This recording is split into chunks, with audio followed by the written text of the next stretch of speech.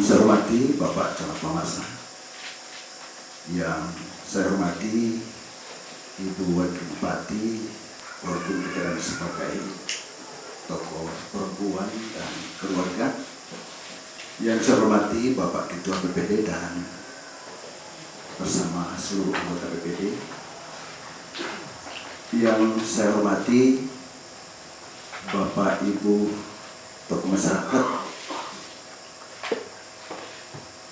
tokoh agama, ada dua Bapak Pendeta,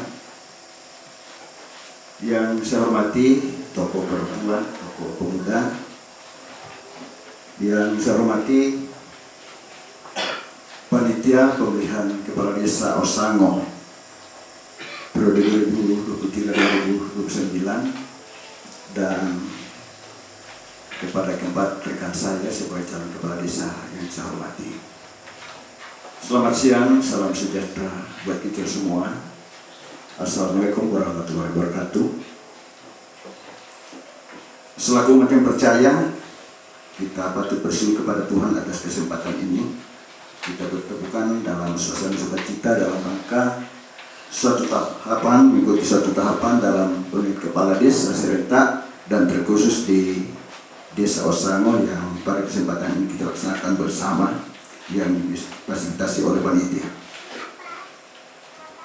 Bapak Ibu yang saya hormati, perkenankan saya sebagai salah seorang calon kepala desa Osango akan menyampaikan atau memaparkan visi misi saya yang akan menjadi pegangan, menjadi pedoman saya jika Tuhan berkenan memberikan saya kesempatan, memperkenankan saya untuk melayani masyarakat di periode 2023-2029. Yang pertama, latar belakang.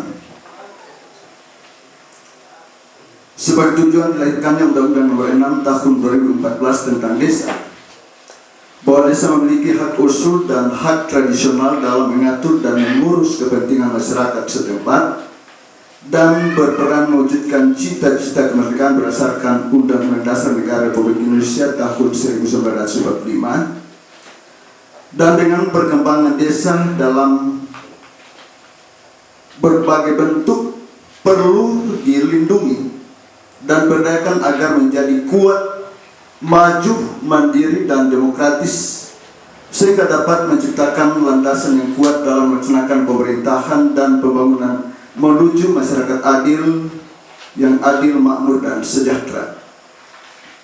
Bahwa pembangunan desa sejalan dengan cita-cita masyarakat tidak dapat dilepaskan dari ciri independensi dan kebudayaan sebagaimana telah diatur dalam pasal 1 Undang-Undang Desa, yang memiliki batas wilayah yang berwenang untuk mengatur dan mengurus pemerintahan kepentingan masyarakat setempat berdasarkan prakarsa masyarakat, hak usul dan atau hak tradisional yang diakui dan dihormati dalam sistem pemerintahan negara Kesatuan Republik Indonesia. Hal tersebut berarti bahwa jalannya pemerintahan desa tidak dapat lepas dari peran serta masyarakat setempat. Masyarakat tidak dapat dipandang hanya sebatas objek pembangunan, melainkan sebagai subjek pembangunan yang turut terlibat secara aktif dalam memajukan pemerintahan desa. Dan demikian gotong royong pemerintah dan masyarakat desa tidak dapat dipisahkan dalam urusan membangun desa. Desa Osango merupakan sebuah desa yang memiliki potensi sumber daya yang kuat, banyak, dan berdasarkan data Badan Pusat Statistik, jumlah penduduk desa Osango pada tahun 2021 berjumlah 3.734 jiwa, dengan pekerjaan yang beragam dengan luas wilayah 11,54 km bujur sangkar. Ditambah dengan kantor pemerintahan, baik kantor pemerintah daerah maupun lembaga atau badan negara, kebanyakan berada di wilayah desa Osango. Potensi sumber daya alam yang melimpah, mulai dari lahan pertanian, hingga potensi wisata alam yang beragam, baik itu kampung-kampung, air panas, dan lain sebagainya. Hal tersebut mengindikasikan adanya keberagaman pada pekerjaan, pendidikan, pengetahuan, kondisi ekonomi dan kondisi sosial masyarakat. Kemajemukan tersebut merupakan modal bagi Desa Osango untuk dapat mengelola potensi sumber daya manusia, potensi sumber daya alam, dan potensi budaya yang dimiliki Desa Osango. Bahwa dari sebagian kecil potensi desa yang telah dipaparkan di atas dapat lebih ditingkatkan apabila ditopang oleh pemerintah desa yang mengenali dan memberdayakan potensi yang dimiliki.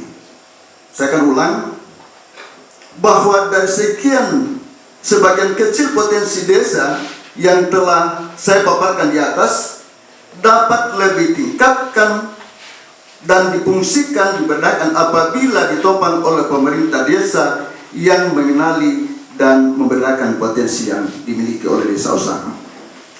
Untuk itu, dengan keyakinan dan dukungan seluruh masyarakat, pemerintah Desa Osango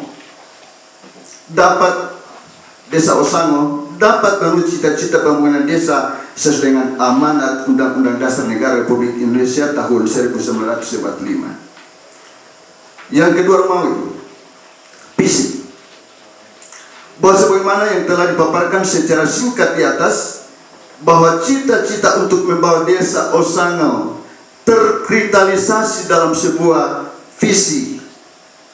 Dari visi saya, yaitu menjadikan Desa Osango yang motivatif, inovatif, kontributif, dan profesional dalam bingkai kebudayaan menuju desa berdaya. Dengan penjabaran sebagai berikut. Yang pertama, motivatif.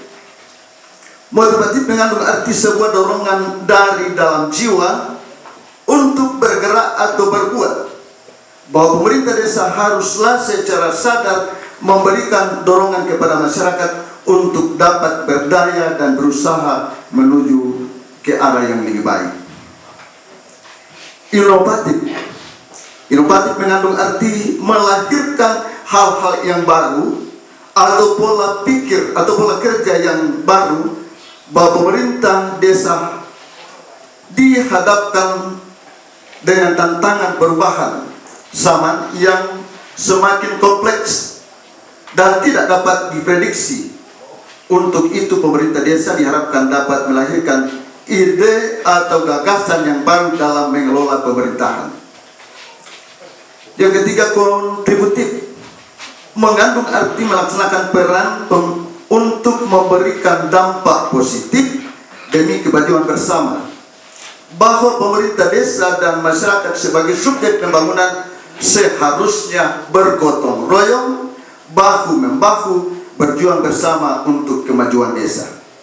Profesional mengandung arti bekerja sesuai dengan ketentuan peraturan, bahwa pemerintah desa dituntut untuk bekerja sesuai dengan ketentuan peraturan perundang-undangan yang mana profesionalisme pemerintah dan aparat desa mencakup kemampuan untuk mengelola keuangan dan administrasi secara berkeadilan, transparan, akuntabel, dan bermanfaat bagi masyarakat. Bahwa pada pokoknya penjabaran terhadap visi adalah di masa yang akan datang, jika Tuhan berkenan memakai saya, pemerintah dan masyarakat Desa Osango tidaklah terpisah, melainkan satu kesatuan sistem yang saling menopang dan memberi dorongan positif dengan inovasi pembangunan yang terus mengalami pembaruan, sehingga melahirkan ekosistem pemerintahan dengan keterlibatan seluruh komponen desa yang dibalut dalam bingkai kebudayaan, sebagaimana ciri masyarakat Desa Osango menghasilkan desa yang berdaya dan mandiri.